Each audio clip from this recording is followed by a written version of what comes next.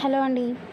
పాత టీ షర్ట్స్ని ఏ విధంగా రీయూజ్ చేయొచ్చు అనేది మనం ఆల్రెడీ ప్రీవియస్ వీడియోస్లో చాలానే చెప్పుకున్నాం కదా. సో ఈరోజు కూడా ఒక మంచి టిప్ అనేది మీతో షేర్ చేస్తాను. లాస్ట్ వరకు చూడండి, కొంచెం డిఫరెంట్గా ఉంటుంది. నేను ఇక్కడ 2 టీ షర్ట్స్ తీసుకున్నానండి. తీసుకున్న తర్వాత ఇక్కడ ఇటు సైడ్ హోల్ నుంచి అటు సైడ్ వరకు కూడా కట్ చేసేసుకోవాలి. 2 టీ షర్ట్స్ కూడా అదే విధంగా కట్ చేసుకోవాలి. అండ్ వీలైతే ఒకటి టీషర్ట్ డార్క్ కలర్, ఒక టీషర్ట్ లైట్ కలర్ తీసుకోవడానికి ట్రై చేయండి. లుక్ ఇంకా బాగుంటుంది. లేదు అనుకుంటే అంతా ఒకటే కలర్ తీసుకున్నా ప్రాబ్లం ఏమి లేదు. ఇప్పుడు ఈ టీషర్ట్ని కూడా ఇటు సైడ్ హోల్ నుంచి అటు సైడ్ వరకు కట్ చేసేసుకోవాలి. ఇప్పుడు ఒక టీషర్ట్ రైట్ సైడ్లో వేసాను, దానిపైన ఇంకొక టీషర్ట్ని వేసుకున్నాను. 2 రైట్ సైడ్లోనే ఉన్నాయండి. వేసుకొని మొత్తం కింద భాగాన స్టిచ్ చేసుకుంటూ వచ్చేయాలి. అయితే 2 మనకి పైన కొంచెం డిజైన్ వచ్చింది కదా, ఆ డిజైన్ అంతా కూడా ఒకవైపు వచ్చేది చూసారు కదా. ఒకదానికి ఒకటి ఆపోజిట్లలో వేసుకొని కింద వైపున చుట్టూ కూడా కుట్టుకొచ్చేయాలి మొత్తం. మీకు అప్పుడు అది రివర్స్ చేసేటప్పటికి కరెక్ట్గా వస్తుంది, అంటే కుట్టుకున్న భాగం లోపలికి వెళ్ళిపోతుంది అనమాట. అందుకే మీకు అంటే క్లియర్గా అర్థమయ్యేలాగా చూపిస్తున్నాను ఏ విధంగా పెట్టుకోవాలనేది. జస్ట్ ఒకే ఒక స్టిచ్ వేస్తామండి, దాని తర్వాత అంతా మనం చేత్తో చేయాల్సిన పనే ఉంటుంది. ఈ స్టిచ్ కూడా మీరు చేత్తో వేసేసుకోవచ్చు, లేదంటే గ్లూ గన్ కూడా యూజ్ చేయొచ్చు. చాలామంది ఏంటంటే మిషన్ మీద కాదు చేత్తో చూపించండి, మా దగ్గర మిషన్ లేదు అది ఇది అంటున్నారు. సో మిషన్ లేకపోయినా కూడా నేను చూపించేవన్నీ కూడా మీరు చేత్తో ట్రై చేయొచ్చు.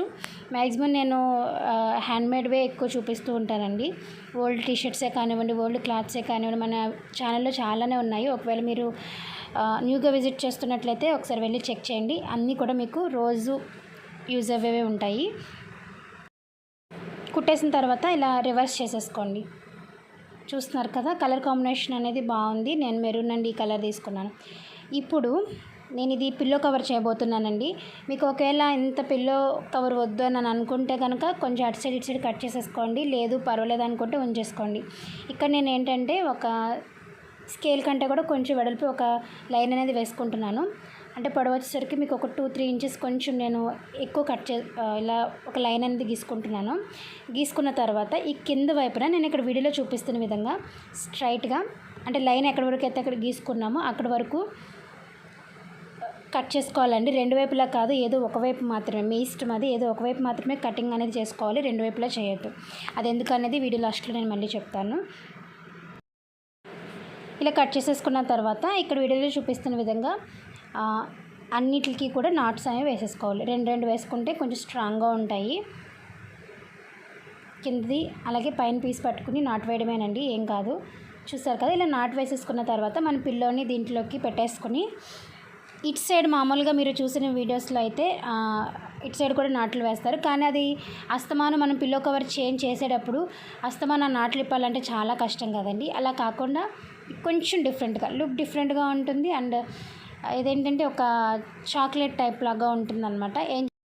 నేను ఏం చేశానంటే మనకి టీషర్ట్లో మిగిలిన క్లాత్ ఒక పీస్ తీసుకొని దాన్ని ఇలా ఒక ముడి వేసేసుకొని దాని తర్వాత పైన మనం పిల్లల రిబ్బన్స్కి మనం కుర్చీలు పెడతాం కదండి, లేదంటే మనం హ్యాంగింగ్స్ పెట్టుకుంటాం కదా. సో అదే విధంగా ఒక ఫ్లవర్ షేప్లో ఇలాగా ముడి వేసేసాను అంతే.